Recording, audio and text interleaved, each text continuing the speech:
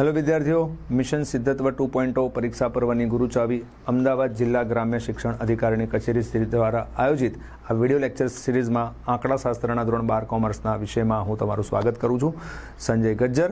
હવે આગળ આપણે પ્રકરણ 2 વિશે અભ્યાસ કરી રહ્યા હતા. પ્રકરણ 2ની અંદર જે થિયરિકલ ટોપિક છે ઇમ્પોર્ટન્ટ, એની આપણે થોડી ચર્ચા કરી લઈશું કે એમાં કયા મુદ્દાઓનું તમારે ધ્યાન રાખવું જોઈએ. તો અહીંયા સહસંબંધાંકની કિંમતોનું અર્થઘટન જે મુદ્દો છે એને તમારે ધ્યાન રાખવું જોઈએ, રાઈટ. તો સહસંબંધાંકની કિંમતોનું અર્થઘટનમાં અહીંયા લાંબુ વર્ણન છે, પણ તમારે એમાંથી આરની કિંમત 1 હોય, આરની કિંમત -1 હોય, આરની કિંમત 0 હોય તો એનું અર્થઘટન શું કરવાનું? તો આરની કિંમત 1 હોય ત્યારે તમારે કયા મુદ્દાઓ બોલવાના છે કે ચલમાં કેવો ફેરફાર થાય, વક્ર કેવો મળે, એટલે કે આલેખ કેવો મળે, એક્સ અને વાયની કિંમતોને જો ગ્રાફમાં લઈએ તો આલેખ કેવો મળે અને એવા સહસંબંધને શું કહેવાનું છે. તો r બરાબર 1 હોય ત્યારે બંને ચલની કિંમતમાં એક સાથે સમાન દિશામાં ફેરફાર થાય, આ તમારે લખવાનું છે. બીજું, વક્ર કેવો મળે? તો બધા જ બિંદુઓ એક સુરેખા પર મળે. એક્સ અને વાયની કિંમતોના વિકર્ણ આકૃતિમાં મળતા બધા બિંદુઓ એક જ સુરેખા પર મળે, બરોબર છે ને. ત્રીજું છે કેવો સહસંબંધ કહેવાય? તો સંપૂર્ણ ધન સુરેખ સહસંબંધ કહેવાય. તો આ r બરાબર 1નું અર્થઘટન થયું. એવી રીતે r બરાબર -1નું અર્થઘટન કરીએ ત્યારે એ અર્થઘટનમાં શું લખવાનું થાય? તો ફરીથી એક્સની કિંમતોમાં અને વાયની કિંમતોમાં બંને ચલની કિંમતોમાં કેવો ફેરફાર થાય? તો વિરુદ્ધ દિશામાં ફેરફાર થાય. વિકર્ણ આકૃતિમાં મળતા બિંદુઓ એ સુરેખા ઉપર જ મળે, પણ સંપૂર્ણ ધનમાં અને સંપૂર્ણ ઋણમાં ફરક શું હોય? તો સંપૂર્ણ ધનની અંદર ડાબેથી જમણી તરફ ઉપરની દિશામાં જતી રેખા પર બિંદુઓ મળે અને સંપૂર્ણ ઋણની અંદર ડાબેથી જમણી તરફ નીચેની દિશામાં જતી રેખા પર બધા બિંદુઓ મળશે. અને r બરાબર 0 હોય ત્યારે બે ચલ વચ્ચે કોઈ પણ પ્રકારનો સુરેખ સહસંબંધ નથી તેવું અર્થઘટન કરવાનું છે. સહસંબંધ નથી એવું અર્થઘટન નહીં કરવાનું. r બરાબર 0 હોય ત્યારે બે ચલ વચ્ચે સુરેખ સહસંબંધ નથી, આવું અર્થઘટન કરવાનું છે. અથવા તમે એને કહી શકો છો અર્થહીન સહસંબંધ પણ કહી શકો છો. તો આરની કિંમતોનું અર્થઘટનની આ થિયરી થઈ. તે પ્રમાણે આગળ બીજી કેટલીક થિયરીઓ છે એની પણ આપણે વાત કરીએ. બીજી થિયરી છે સહસંબંધાંકના ગુણધર્મો, બરોબર. સહસંબંધાંકના ગુણધર્મોની અંદર તમે કઈ બાબતોને ધ્યાનમાં રાખશો?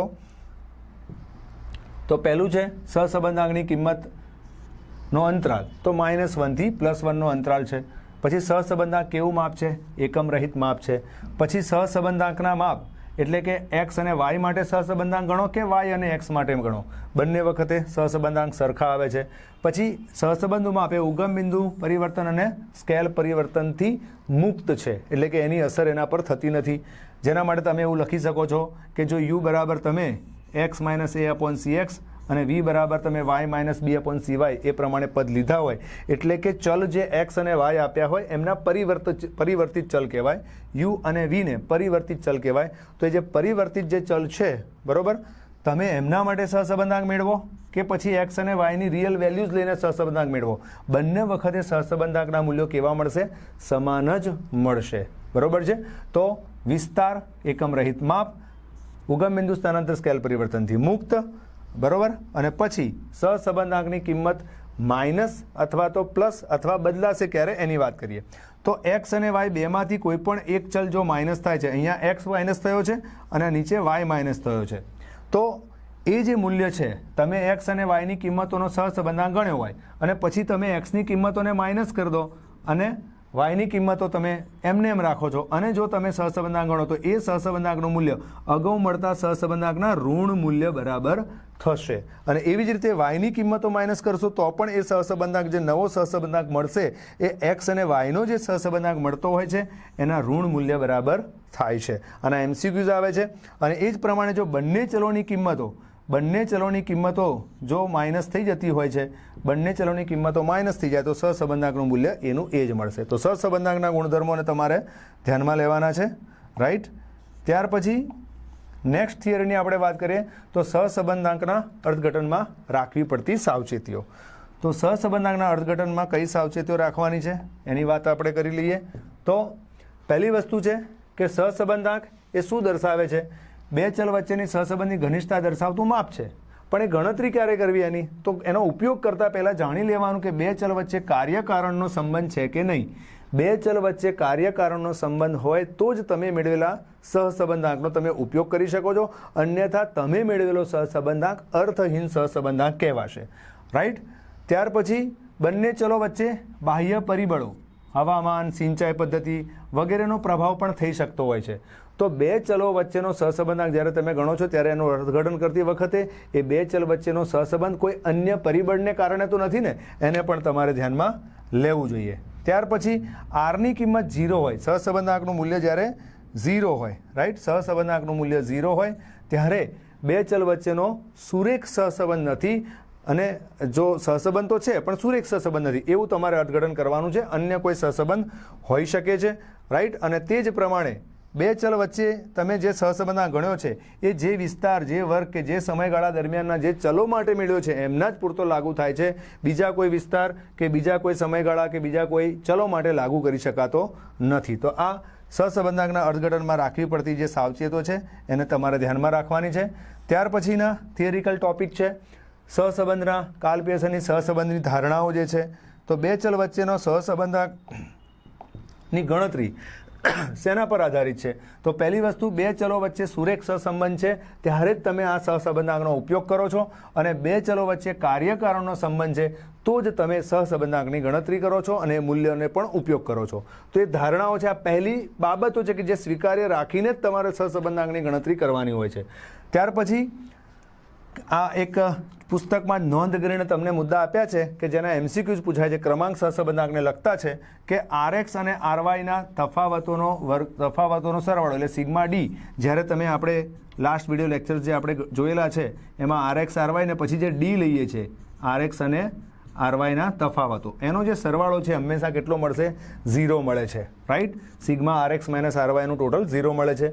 એમસીક્યુમાં પૂછાયા મુદ્દાઓ પછી એક્સ અને વાયની પ્રત્યેક જોડ છે એમાં એક્સના ક્રમાંક અને વાયના ક્રમાંક જો સરખા હોય, એક્સમાં જે ક્રમાંક છે એ જ વાયમાં ક્રમાંક આપેલા હોય કોપી ટુ કોપી, ત્યારે સિગ્મા ડી સ્ક્વેર 0 થવાના કારણે ક્રમાંક સહસંબંધાંકનું મૂલ્ય 1 મળે છે। એમસીક્યુ માટે ઇમ્પોર્ટન્ટ મુદ્દો છે, એક્સ અને વાયના ક્રમાંકો જે ક્રમાંકો જે એકબીજાથી ઉલટા છે, એટલે કે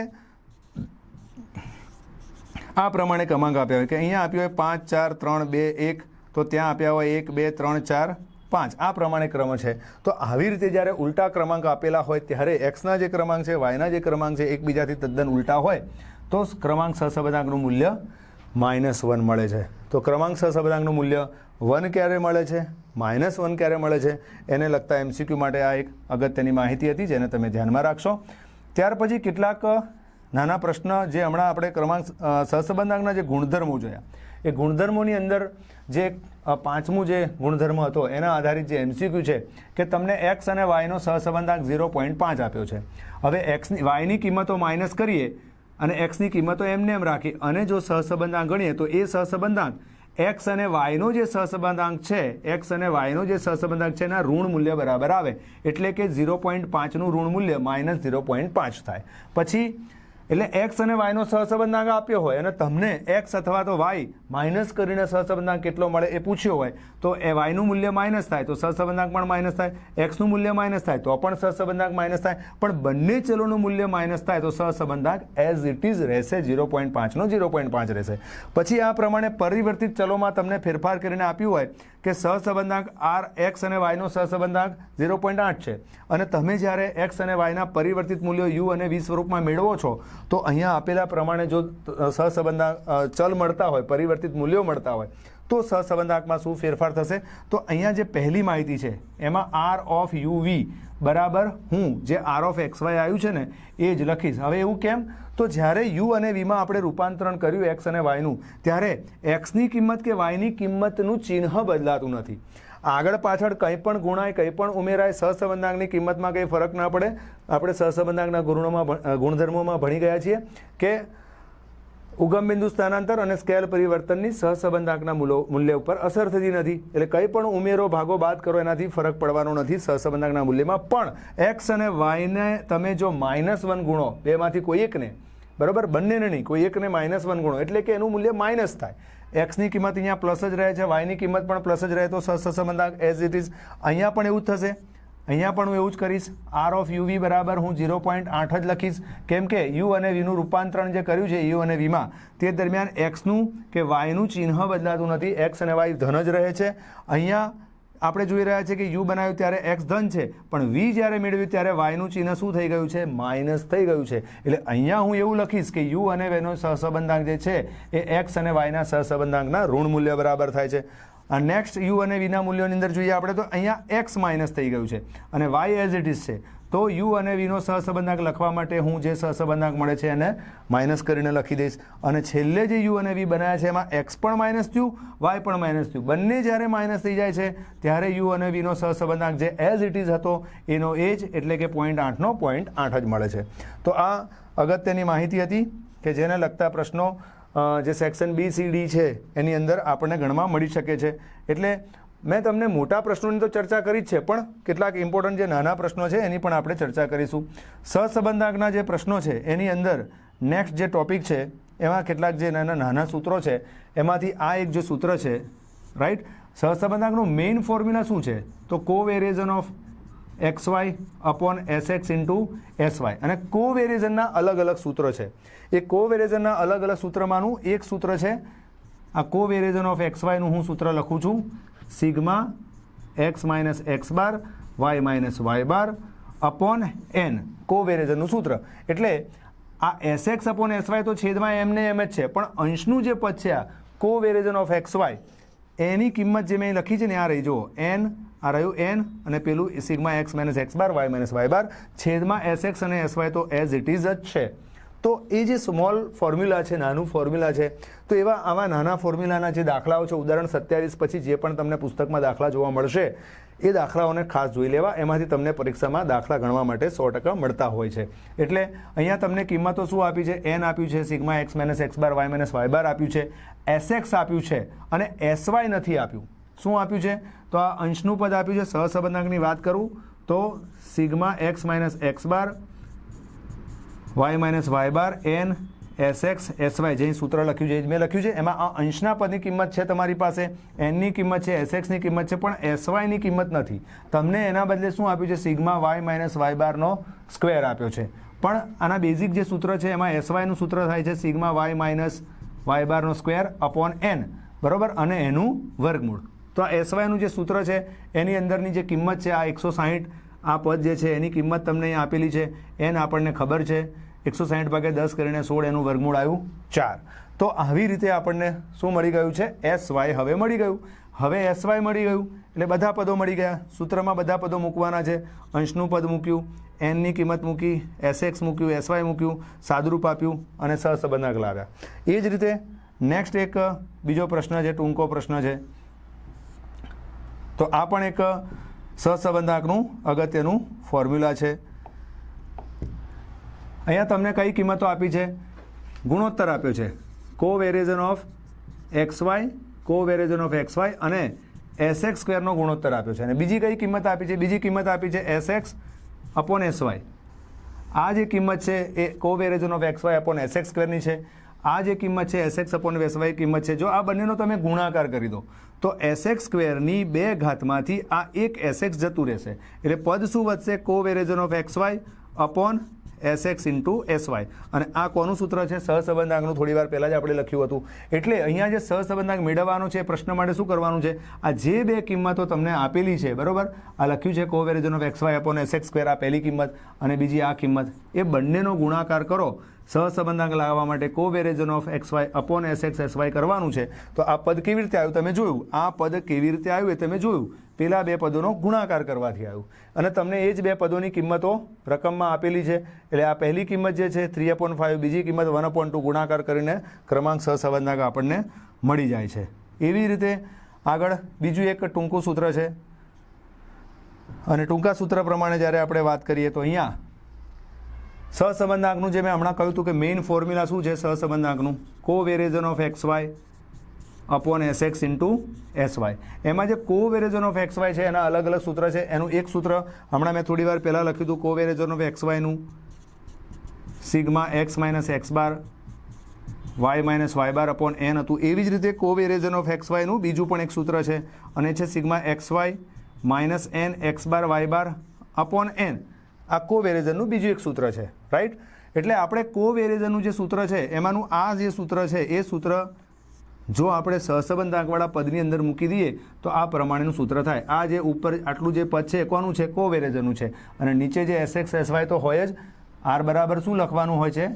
કોવેરિએજન સહવિચરણ, એક્સ અને વાયનું સહવિચરણ અપોન એસએક્સ ઇન્ટુ એસવાય. એમાં આ જે પદ છે એનું આ સૂત્ર આપણે લખી દીધું છે. નીચે એસએક્સ એસવાય તો એઝ ઇટ ઇઝ છે જ.